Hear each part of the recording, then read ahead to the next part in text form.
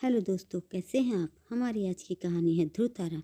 अगर ये कहानी आपको पसंद आए तो प्लीज़ इस वीडियो को लाइक शेयर और मेरे चैनल को सब्सक्राइब जरूर करें। चलिए शुरू करते हैं आज की कहानी।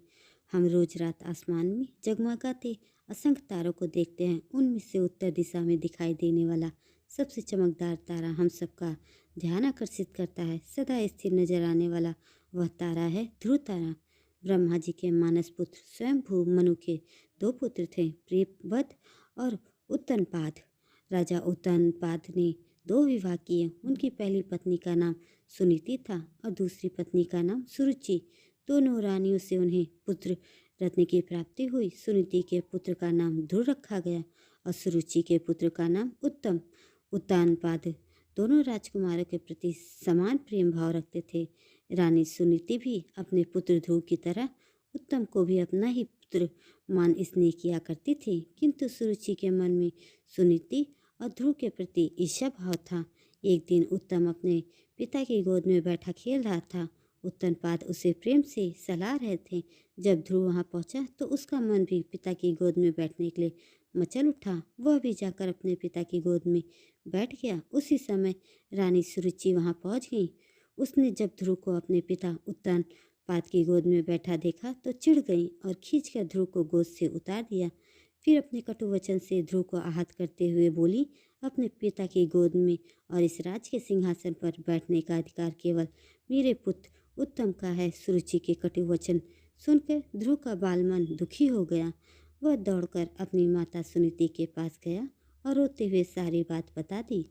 सुनीति उसे समझाते हुए बोली, पुत्र दुखी मत हो, न ही उस मनुष्य के अमंगल की कामना करो जिसने तुम्हें अपमानित किया है। अपने कर्मों का फल मनुष्य को भोगना ही पड़ता है। तुम अपना दुख दूर करने के लिए भगवान विष्णु की आराधना करो।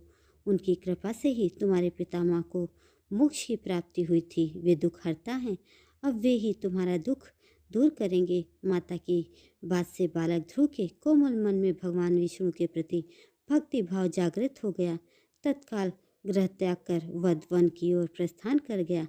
मार्ग में उसे देवर्षि नारद मिले। उन्होंने ध्रुव को भगवान विष्णु की आराधना से विधि से अवगत कराया। उसके उपरांत ध्रुव ने यमुना नदी में स्नान किया और जल अन्न त्याग कर पैर के अंगूठे के बल खड़ा होकर भगवान विष्णु की आराधना में लीन हो गया।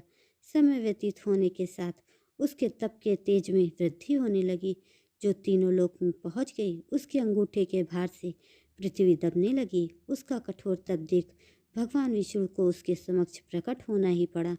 ध्रुव को दर्शन देकर भगवान विष्णु ने पूछा, बस तुम्हारी आराधना से मैं अत्यंत प्रसन्न हूँ। बोलो, क्या वरदान चाहते हो। बालक ध्रुव कहने लगा, भगवान, मुझे माता सुरुचि ने अपमानित कर पिता की गोद से उतार दिया था। उनका कहना था कि मैं अपने पिता की गोद का अधिकारी नहीं हूँ।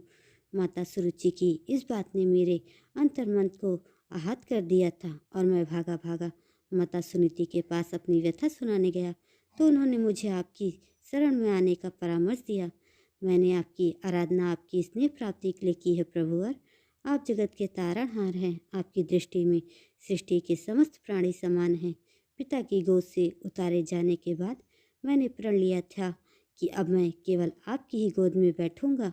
कृपया मुझे अपनी गोद में वह स्थान दे दीजिए जहाँ से मुझे कोई उतार न सके। भाव विभोर होकर बालक ध्रुव बोला। ध्रुव की अभिलाषा जानकर भगवान विष्णु बोले, वत्स, तुम्हारा निस्वार्थ भक्ति भाव देखकर मैं तुम्हें अपनी गोद में स्थान देता हूँ। यह ब्रह्मांड मेरा अंश है और आकाश मेरी गोद।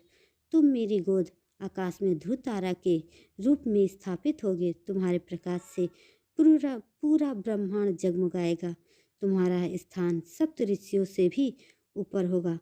वे तुम्हारी परिक्रमा करेंगे। जब तक ब्रह्मांड है तुम्हारा स्थान निश्चित है। तुम्हारे स्थान से तुम्हें कोई डिगा नहीं पाएगा, किंतु वर्तमान में तुम्हें अपना राज्य संभालना है, इसलिए तुम घर लौट जाओ। 36,000 वर्ष तक पृथ्वी पर राज्य कर तुम मेरी गोद में आओगे। इतना कहकर भगवान विष्णु अंतर्ध्यान हो गए। ध्रुव वापस घर लौट गया।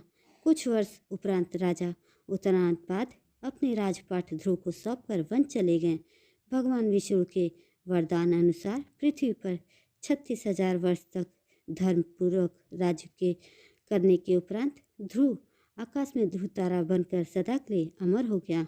दोस्तों, यह कहानी आपको कैसी लगी कमेंट करके ज़रूर बताएं और ऐसी ही अन्य कहानियों के लिए मेरे चैनल को सब्सक्राइब जरूर करें। धन्यवाद।